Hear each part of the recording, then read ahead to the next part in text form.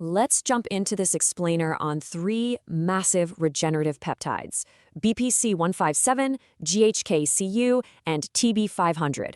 People constantly lump these together as healing miracles. But do they actually do the exact same thing? Not even close. They share the same end goal, sure, but use completely distinct biological pathways. Healing is a complex dance. It means controlling inflammation, building blood vessels, making collagen, and moving cells.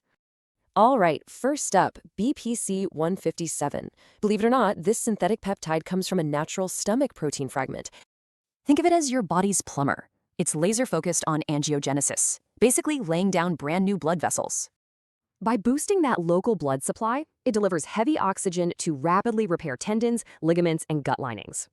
Next is GHK-CU. This is a naturally occurring copper-binding peptide made of just 3 specific amino acids. If BPC is the plumber, GHK-CU is the mason. It uses copper to stimulate intense collagen production.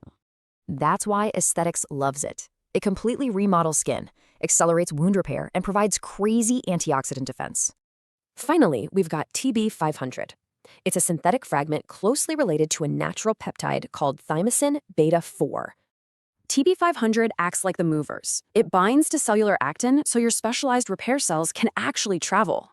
By driving those cells right into damaged soft tissue, it actively speeds up recovery and restores your mobility. Look at this synergy. BPC-157 builds the pipes, GHK-CU lays the bricks, and TB-500 moves the workers. Together, they tackle entirely different layers of healing to crush inflammation and get your body functioning again fast. So, bottom line, each of these peptides uses a highly specific biological pathway to fix up your tissue. But, reality check here, most data for BPC-157 and TB-500 is still strictly preclinical from lab animals. As Dr. Edward Rubin points out, many of these potent compounds lack FDA approval for general clinical use. Seriously, avoid sketchy online sources.